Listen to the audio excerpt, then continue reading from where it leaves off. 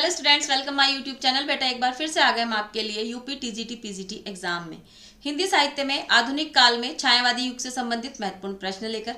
इससे पहले हम आपको हिंदी साहित्य का इतिहास, आदिकाल, भक्तिकाल, रीतिकाल और आधुनिक काल की भारतेंद्र युग और द्विवेदी युग की दोनों शाखाओं से संबंधित महत्वपूर्ण प्रीवियस ईयर प्रश्न पढ़ा चुके हैं। अब हम छायावादी युग की भी एक क्लास ले चुके हैं। छायावादी युग की दूसरी क्लास है। हमने अब आपको 50-50 प्रश्न की क्लास देना सोचा है, क्योंकि हमें लग रहा है कि शायद हम 50-50 प्रश्न की क्लास देंगे। क्लास बहुत ज़्यादा बड़ी नहीं होगी, मुश्किल से आधा घंटे की क्लास होगी। आप इसे 2 बार सुनेंगे, ये क्वेश्चन आपको कंठस्थ हो जाएंगे, लेकिन सिलेबस जल्दी फिनिश हो जाएगा और फिर हम आपको रिवीजन भी कराएंगे। और अब हम आपको सोच रहे हैं कि हम रामचंद्र शुक्ल का इतिहास भी आपको प्रोवाइड करा दें। तो चलिए बेटा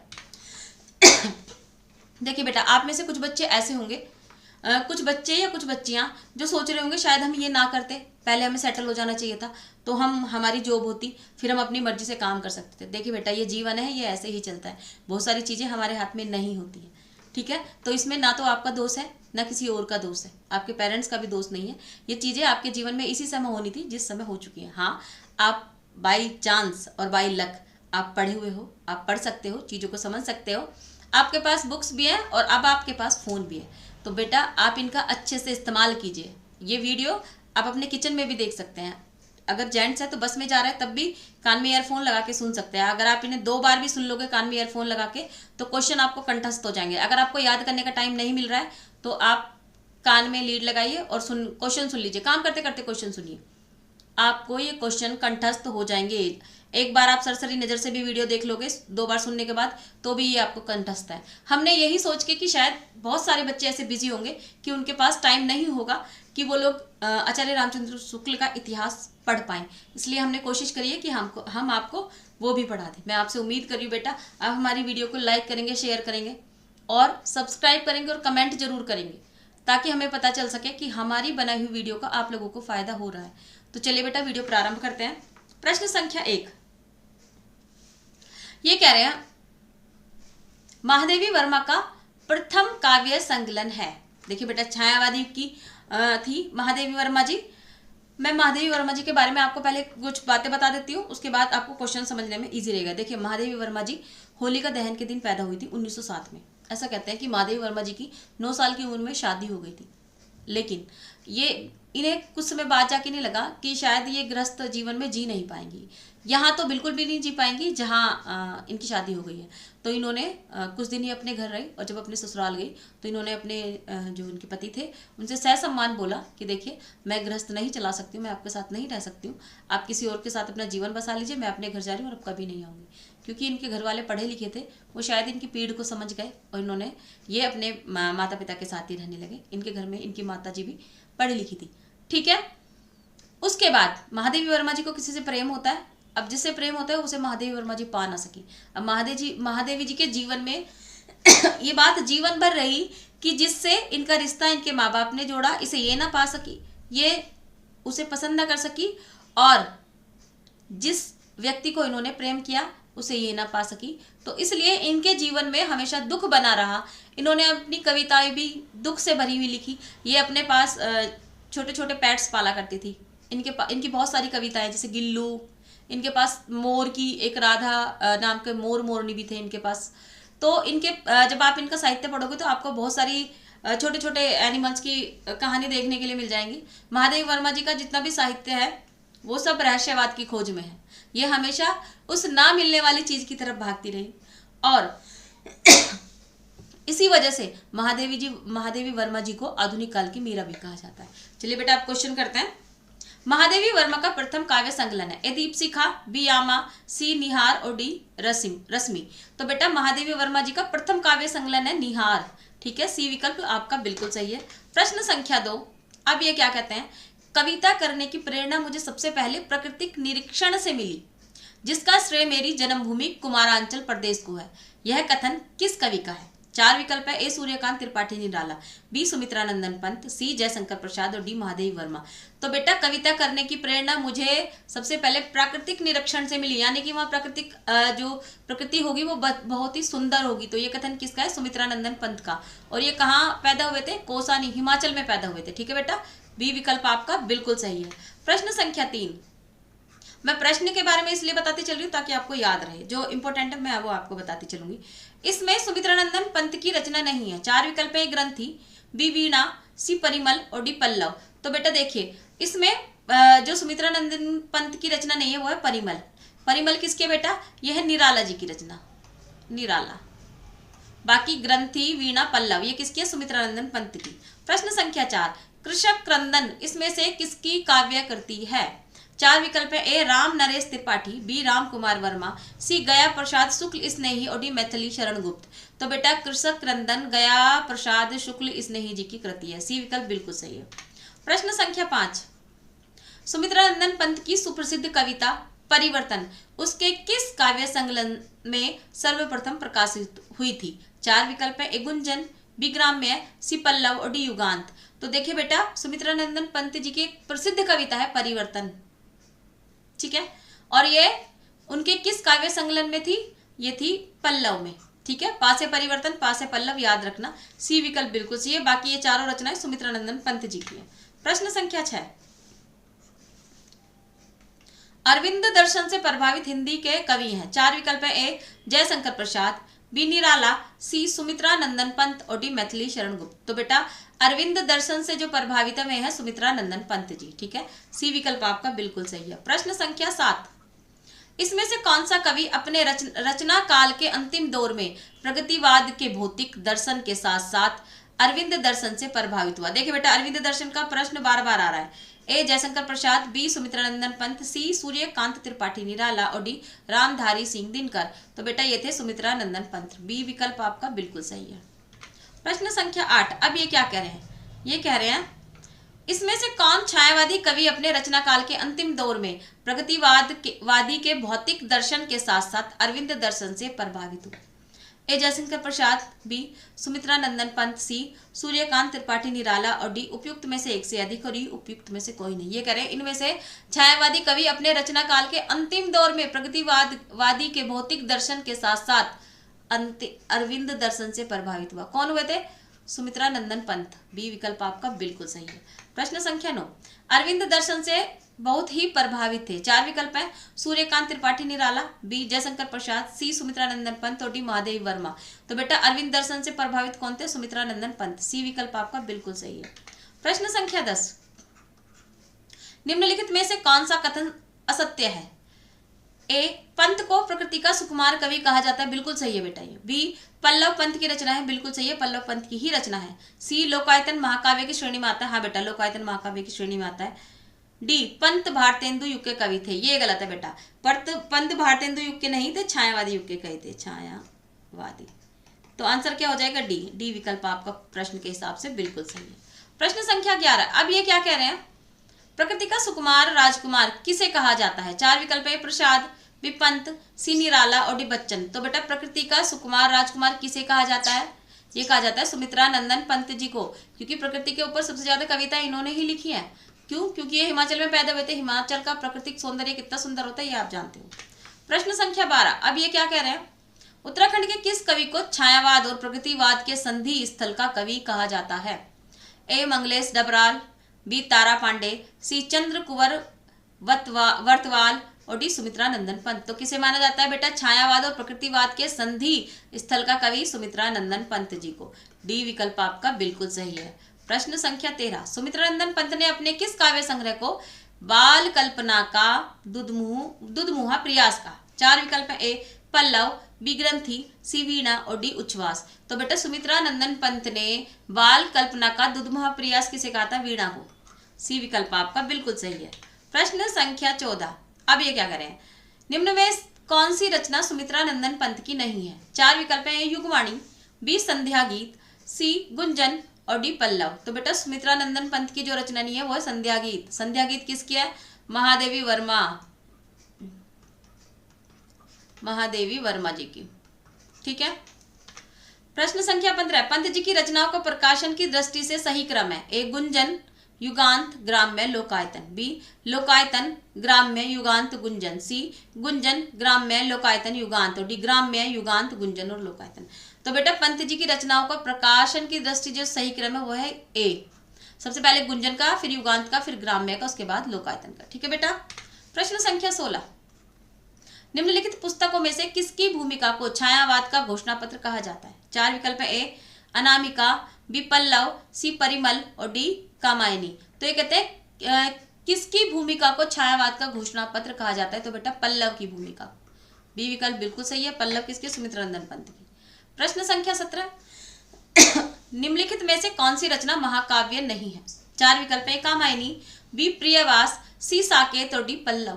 तो कौन सी रचना निम्नलिखित में से बेटा कौन सी रचना क्या नहीं है? महाकाव्य नहीं है। तो देखिए बेटा, कामायनी महाकाव्य है, प्रियवास भी है, साकेत भी है, कौन सी नहीं है? पल्लव नहीं है। डी विकल्प बिल्कुल सही है। प्रश्न संख्या 18, बुरांस कविता के रचयिता है? ए श्यामचरण पंत, बी सुमित्रा नंदन पंत, सी डॉक्टर लीलामणि उप्रेती और डी शिरोमणि पाठक। तो बेटा बुरांस है सुमित्रा नंदन पंत जी की कविता। ये कमाऊनी में लिखी है इन्होंने, ये एकमात्र कविता है जो कमाऊनी में लिखी है। गढ़वाली और कमाऊनी 2 भाषाएं होती है, पहाड़ी भाषाएं दोनों। तो कमाऊनी में लिखी है इन्होंने बुरांस, ठीक है बेटा। बी विकल्प इसलिए सही है। देखिए बेटा, कोई भी चीज इसलिए फेमस होती है क्योंकि वो सब चीजों से अलग होती है। ये एकमात्र कविता है जो इन्होंने कमाऊनी में लिखी है, बुरांस, इसलिए फेमस है। प्रश्न संख्या 19, हिंदी साहित्य में महाप्राण किस कवि के लिए प्रयुक्त होता है? ए तुलसीदास, बी निराला, सी जयशंकर प्रसाद और डी सूरदास। तो महाप्राण सूर्यकांत त्रिपाठी निराला किसके लिए होता है बेटा? निराला जी के लिए। बी विकल्प बिल्कुल सही है। प्रश्न संख्या 20, गीत गुंजन नामक काव्य संकलन किस कवि की रचना है? 4 ए निराला, बी पंत, सी महादेवी और डी प्रसाद। तो बेटा गीत गुंजन किसकी है? निराला जी की, ठीक है। ए विकल्प आपका बिल्कुल सही है। प्रश्न संख्या 21, कुकुरमुत्ता, नए पत्ते तथा तुलसीदास किसकी कृति है? 4 विकल्प है, ए जयशंकर प्रसाद, बी महादेवी वर्मा, सी सुमित्रा नंदन पंत और डी निराला। तो बेटा ये किसकी कृतियां? ये है निराला जी की, सूर्यकांत त्रिपाठी निराला जी की कृतियां। डी विकल्प आपका बिल्कुल सही है। प्रश्न संख्या 22, सप्तपर्णा किसकी कृति है? 4 विकल्प है, ए निराला की, बी प्रसाद की, सी महादेवी वर्मा की और डी पंत की। तो बेटा सप्तपर्णा किसकी कृति है? महादेवी वर्मा जी की। सी विकल्प आपका बिल्कुल सही है। प्रश्न संख्या 23, अब ये क्या करें, छायावाद के प्रमुख कवियों में से किसमें गीतों की मधुर वेदना की मार्मिक अभिव्यक्ति अधिक है? छायावाद के प्रमुख कवियों में किसमें गीतों की मधुर वेदना की मार्मिक अभिव्यक्ति है? और मैं आपको सुना चुकी हूँ कहानी। ए प्रसाद, बी पंत, सी महादेवी वर्मा और डी निराला। तो वेदना किसमें अधिक थी बेटा? किसमें अधिक दुख था? महादेवी वर्मा जी में। सी विकल्प बिल्कुल सही है। प्रश्न संख्या 24, पंचवटी प्रसंग काव्य के रचयिता हैं? ए मैथिली शरण गुप्त, बी निराला, सी जयशंकर प्रसाद और डी केशवदास। तो बेटा पंचवटी प्रसंग काव्य के रचयिता कौन है? निराला जी। बी विकल्प आपका बिल्कुल सही है। प्रश्न संख्या 25, अनामिका काव्य किसके द्वारा रचित है? ए अज्ञेय, बी निराला, सी धूमिल और डी सुमन। तो बेटा अनामिका किसने लिखा है? निराला जी ने, ठीक है। बी विकल्प आपका बिल्कुल सही है। प्रश्न संख्या 26, परिमल किस कवि की रचना है? ए मैथिली शरण गुप्त, बी जयशंकर प्रसाद, सी रामधारी सिंह दिनकर और डी सूर्यकांत त्रिपाठी निराला। तो बेटा परिमल मैं पहले भी बता चुकी हूँ किसकी? सूर्यकांत त्रिपाठी निराला की। डी विकल्प आपका बिल्कुल सही है। प्रश्न संख्या 27, केवल सूक्ष्मगत सौंदर्य का राग कहकर छायावाद का किसने विरोध किया? ए आचार्य रामचंद्र शुक्ल, बी महादेवी वर्मा, सी सुमित्रा नंदन पंत और डी अज्ञेय। तो बेटा केवल सूक्ष्मगत सौंदर्य का राग कहकर छायावाद का किसने विरोध किया? महादेवी वर्मा जी ने। बी विकल्प आपका बिल्कुल सही है। प्रश्न संख्या 28, मैं नीर भरी दुख की बदली, यह कथन किसका है? ए महादेवी वर्मा, बी प्रसाद, सी पंत और डी निराला। तो बेटा महादेवी वर्मा का ये कथन है। मैंने कहा था ना महादेवी वर्मा वेदना भरे गीत गाया करती थी। प्रश्न संख्या 29, छायावाद का व्यक्ति स्वतंत्रता सामंती मर्यादाओं के विरुद्ध बहुत बड़ा कदम था।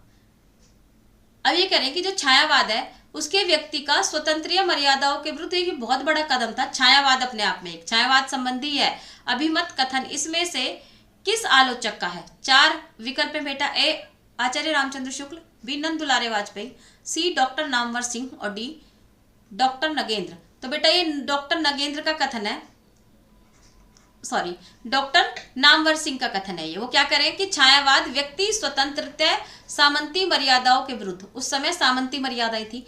आपको पता है कि छायावाद का समय कितना है? 1918 से 1936 का समय है। तो ये दौर अपने आप में ही अलग था बेटा। तो वो कह रहे हैं कि ये छायावाद होना मतलब हमारे देश में अंग्रेजों का राज भी हो रहा है। हम लोग क्या कर रहे हैं, हम लोग उन्हें जगाने के लिए लोगों को सचेत कर रहे हैं, अपनी कविताओं के माध्यम से, अपने गीतों के माध्यम से उन्हें जगा रहे हैं, लोगों को बता रहे हैं तुम गुलाम हो, अपनी चीजों से प्रेम करो, ये तुम्हारी प्रकृति है, ये तुम्हारी संपदा है जिसे लोग लूट के ले जा रहे हैं। तो ये अपने आप में ही बहुत बड़ा क्या था, कदम था। प्रश्न संख्या 30, तेरा वैभव देखूं या जीवन का क्रंदन देखूं, यह पंक्ति है। ए निराला, बी अज्ञे, सी महादेवी वर्मा और डी बच्चन। तो बेटा तेरा वैभव देखूं या जीवन का क्रंदन देखूं, जीवन का दुख देखूं, तेरी भव्यता को देखूं या जीवन के दुख को देखूं, क्या है ये, महादेवी वर्मा की। प्रश्न संख्या 31, महादेवी वर्मा के किस काव्य संग्रह की कविताएं वैदिक संस्कृत के विभिन्न काव्यांशों पर आधारित है। 4 विकल्प है, सप्तपर्णा, बी दीपशिखा, सी नीरजा और डी संध्या गीत। तो बेटा ये सप्तपर्णा की कविताएं हैं जो वैदिक संस्कृति के विभिन्न काव्यांशों पर आधारित है। ए विकल्प आपका बिल्कुल सही है। प्रश्न संख्या 32, निराला की कविता राम की शक्ति पूजा पर किस रचना का सर्वाधिक प्रभाव है। ए रामचरितमानस, बी वाल्मीकि रामायण, सी साकेत और डी कृतिवास रामायण। तो बेटा निराला की राम की शक्ति पूजा पर कृतिवास रामायण का प्रभाव है। ये बंगाली ओझा नाम के एक व्यक्ति थे जिन्होंने कृतिवास रामायण लिखी थी। ऐसे कहते हैं कि जो निराला जी के राम थे वो कुछ कुछ आधुनिक पुरुष से मिला करते थे। ठीक है। प्रश्न संख्या 33, निराला की राम की शक्ति पूजा किससे प्रेरित होकर लिखी गई थी। क्वेश्चन बार बार आ रहा है बेटा, ध्यान से देखना। ए गीतांजलि से, बी कृतिवास रामायण से, सी रामचरितमानस से और डी वाल्मीकि रामायण से। तो बेटा ये लिखी गई थी कृतिवास रामायण से। ठीक है, बी विकल्प आपका बिल्कुल सही है। प्रश्न संख्या 34, अब ये कह रहे हैं निराला की कविता राम की शक्ति पूजा पर किस रचना का सर्वाधिक प्रभाव है। ए वाल्मीकि रामायण, बी कृतिवास रामायण, सी रामचरितमानस और डी विष्णु पुराण। तो बेटा निराला की राम की शक्ति पूजा पर कृतिवास का सबसे अधिक प्रभाव है। बी विकल्प बिल्कुल सही है। प्रश्न संख्या 35, पंत जी की रचनाओं वाणी और पल्लव दोनों में अंग्रेजी कविताओं के लिए हुए भाव और अंग्रेजी भाषा के लाक्षणिक प्रयोग बहुत मिलते हैं। वो कह रहे हैं कि पंत जी की जो रचनाएं हैं, उस रचनाएं हैं कौन कौन सी, वीणा और पल्लव, दोनों में अंग्रेजी कविताओं से लिए हुए भाव, यानी कि जो भाव है वो किससे लिए, वो अंग्रेजी कविता से लिए है। और अंग्रेजी भाषा के लाक्षणिक प्रयोग बहुत मिलते हैं। यह कथन किसका है। ए डॉक्टर नगेंद्र, बी रामचंद्र शुक्ल, सी रामविलास शर्मा और डी बच्चन सिंह। तो बेटा ये कथन है डॉक्टर रामचंद्र शुक्ल जी का। ठीक है, ये डॉक्टर ने किसका था, रामचंद्र शुक्ल जी का। प्रश्न संख्या 36, आचार्य रामचंद्र शुक्ल जी का कथन था वो। प्रश्न संख्या 36, पंत जी ने समाजवाद के प्रति भी रुचि दिखाई और गांधीवाद के प्रति भी। ऐसा प्रतीत होता है कि लोक व्यवस्था के रूप में तो समाजवाद की बातें उन्हें पसंद थी और व्यक्तिगत साधना के लिए गांधीवाद की बातें। पंत के संबंध में यह कथन किस आलोचक का है। पांच विकल्प है बेटा। ए बच्चन सिंह, बी रामचंद्र शुक्ल, सी रामविलास शर्मा, डी उपयुक्त में से एक से अधिक और ई उपयुक्त में से कोई नहीं। तो बेटा यह कथन किसका है, ये भी रामचंद्र शुक्ल जी का ही है। रामचंद्र शुक्ल जी क्या कहते हैं कि पंत जी ने समाजवाद के प्रति भी रुचि दिखाई और गांधीवाद के प्रति भी। ऐसा प्रतीत होता है लोक व्यवस्था के रूप में तो समाजवाद की बातें उन्हें पसंद है, कि लोक व्यवस्था जो समाज की व्यवस्था है वो उस व्यवस्था के अनुसार ही रहना चाहिए, और व्यक्तिगत जो उनकी पर्सनल है वो गांधी जी से बहुत अधिक प्रभावित थे। तो ये बातें उनके बारे में किसने कही, रामचंद्र शुक्ल ने। और बेटा देखिए कोई भी किसी के बारे में ऐसे बात नहीं कह सकता जब तक वो उसे अच्छे से उसका अध्ययन ना कर ले। सुमित्रा नंदन पंत का जन्म स्थान कहाँ है। ए कोसानी, बी बागेश्वर, सी नैनीताल और डी हल्द्वानी। अब बेटा बागेश्वर वाले बाबा सोच के बागेश्वर मत लिख देना, कोसानी। कहाँ है सुमित्रा नंदन पंत जी का जन्म स्थान, कोसानी हिमाचल। ठीक है, चलिए ए विकल्प आपका बिल्कुल सही है। प्रश्न संख्या 38, तुम वहन कर सको जन मन में मेरे विचार मेरी वाणी, चाहिए तुम्हें क्या अलंकार। ये पंक्तियां सुमित्रा नंदन पंत की किस कृति से उद्धृत की गई हैं। तुम वहन कर सको जन मन में मेरे विचार मेरी वाणी, चाहिए तुम्हें क्या अलंकार। 4 विकल्प है, युगांत, बी ग्राम्य, सी गुंजनोडी, स्वर्णधुली। तो बेटा ये कौन से कहां से ली गई है पंक्तियां, युगांत से। ठीक है, ए विकल्प आपका बिल्कुल सही है। प्रश्न संख्या 39, सुमित्रानंदन पंत आधुनिक काल के किस धारा के कवि हैं। ए प्रगतिवाद, बी प्रयोगवाद, सी छायावाद, डी उपयुक्त में से एक से अधिक और ई उपयुक्त में से कोई नहीं। तो बेटा सुमित्रा नंदन पंत छायावाद की कवि है, आपको पता है हम अभी छायावाद ही पढ़ा रहे हैं। प्रश्न संख्या 40, हम रामचंद्र शुक्ल की वीडियो जब आपको बनाएंगे तो वो भी आपके पास यदि टाइम ना हो तो कान में लीड लगा के आप आराम से सुन सकते हैं, आपका 80 से 90% पेपर कवर हो जाएगा, ठीक है। बाकी आप व्याकरण करोगे ही, आप सबको आती है, तो मैं उम्मीद कर रही हूँ कि आप लोगों का नंबर जरूर आएगा। आप ये वीडियो कान में लगा के खाना बनाते हुए, बर्तन साफ करते हुए, पोछा लगाते हुए सुन सकते हैं इजीली। अगर यदि आप पुरुष हैं तो आप बाहर जाते हुए, जब आपका लंच ब्रेक हो तब सुन सकते हैं, इंटरवल में सुन सकते हैं। और यदि आप स्कूल में नहीं है, कहीं और नौकरी कर रहे हैं, तो काम करते करते कान में लगा के, आते जाते बस में बैठ के सुन सकते हैं, रात को लेट के आराम से कान में लगा के लीड सुन सकते हैं। ये पूरा प्रबंध है बेटा आप तक शिक्षा पहुंचाने का। पंत जी का महाकाव्य कौन सा है? ए शिल्पी, बी लोकायतन, सी चिदंबरा और डी गुंजन। तो बेटा पंत जी का महाकाव्य है लोकायतन, ठीक है, बी गांधी जी के बारे में है ये।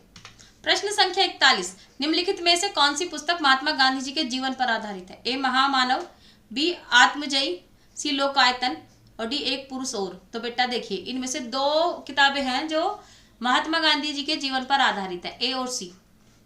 इसे लिखा है सुमित्रा नंदन पंत जी ने, इसे किसने लिखा है? पंत जी ने। और इसे ठाकुर ने लिखा है, सॉरी ठाकुर, ठीक है बेटा। चलिए प्रश्न संख्या 42, कला और बूढ़ा चांद के लेखक हैं? ए रामधारी सिंह दिनकर, बी सुमित्रा नंदन पंत, सी सूर्यकांत त्रिपाठी निराला और डी नंद दुलारे वाजपेयी। तो कला और बूढ़ा चांद के लेखक हैं सुमित्रा नंदन पंत, ठीक है। जब मैं स्टडी करती थी तो इसे हमेशा कला नहीं काला और बूढ़ा चांद पढ़ती थी, बहुत दिनों बाद जाके मुझे समझ में आया काला नहीं कला और बूढ़ा चांद है। प्रश्न संख्या 43, पंत को उसकी किस कृति पर भारतीय ज्ञानपीठ पुरस्कार मिला? ए लोकायतन, बी चिदंबरा, सी गीत हंस और डी ग्राम्य। तो बेटा पंत जी को चिदंबरा के ऊपर ज्ञानपीठ पुरस्कार मिला। और ज्ञानपीठ पुरस्कार किसके ऊपर मिलता है? हमारे संविधान की जो 22 भाषाएं हैं उनमें उत्कृष्ट कार्य करने के लिए, भाषा में उत्कृष्ट कार्य करने के लिए हमारी सरकार ज्ञानपीठ पुरस्कार देती है। प्रश्न संख्या 44, चिदंबरा के रचनाकार है? ए प्रसाद, बी पंत, सी निराला और डी महादेवी। तो बेटा चिदंबरा के रचनाकार कौन है? सुमित्रा नंदन पंत, बी विकल्प आपका बिल्कुल सही है। प्रश्न संख्या 45, अब ये कह रहे हैं लोकायतन किस विधा की कृति है? ए खंड काव्य है, बी प्रबंध काव्य है, सी मुक्त काव्य और डी नीति काव्य है। तो बेटा लोकायतन क्या है? प्रबंध काव्य है, बी विकल्प आपका बिल्कुल सही है। प्रश्न संख्या 46, अब ये है पंत जी की ग्राम्य कृति का संबंध है? ए ग्रामीण परिवेश से, बी प्रगतिवादी दृष्टि से, सी कल्पना लोक से और डी नई कविता से। तो बेटा पंत जी की ग्राम्य कृति का संबंध किससे है? ग्रामीण परिवेश से, ग्राम्य और ग्रामीण परिवेश, ए विकल्प बिल्कुल सही है। प्रश्न संख्या 47, लोकायतन के रचयिता है? ए सूर्यकांत त्रिपाठी निराला, बी बाल कृष्ण शर्मा नवीन, सी माखनलाल चतुर्वेदी और डी सुमित्रा नंदन पंत। तो बेटा लोकायतन के रचयिता कौन है? सुमित्रा नंदन पंत, ठीक है, डी विकल्प आपका बिल्कुल सही है। प्रश्न संख्या 48, पंत की पहली रचना है? ए वीणा, बी ग्रंथि, सी गिरजे का घंटा और डी इनमें से कोई नहीं। तो बेटा सुमित्रा नंदन पंत की पहली रचना है गिरजे का घंटा, सी विकल्प याद रखना। प्रश्न संख्या 49, गीतिका के रचनाकार का नाम है? ए प्रसाद, बी पंत, सी निराला और डी मुकुटधर पांडे। तो बेटे गीतिका के रचनाकार का नाम है निराला, सी विकल्प आपका बिल्कुल सही है। प्रश्न संख्या 50, कुकुरमुत्ता, नए पत्ते तथा तुलसीदास किसकी कृति है? ए जयशंकर प्रसाद, बी महादेवी वर्मा, सी सुमित्रा नंदन पंत और डी निराला। तो बेटा कुकुरमुत्ता और नए पत्ते तथा तुलसीदास पर इन्होंने एक आलोचनात्मक कृति लिखी है, ठीक है बेटा। ये किसकी कृति है? ये है निराला जी की, डी विकल्प आपका बिल्कुल सही है। हमने आपको पूरे 50 प्रश्न करा दिए। इससे पहले छायावाद की एक और वीडियो हमने बनाई थी, उसमें भी पूरे 50 प्रश्न थे। एक 30 प्रश्न की वीडियो बनाऊंगी जिसमें और छायावाद के 30 प्रश्न होंगे और छायावाद आपका कंप्लीट हो जाएगा, ठीक है। आपके प्रीवियस ईयर पूरे प्रश्न इसमें हो जाएंगे। तो देखिए बेटा आप वीडियो पूरी देखिए, कमेंट कीजिए, लाइक कीजिए, शेयर कीजिए और हमारे चैनल को सब्सक्राइब कीजिए। मिलते हैं अगली वीडियो में, नमस्कार।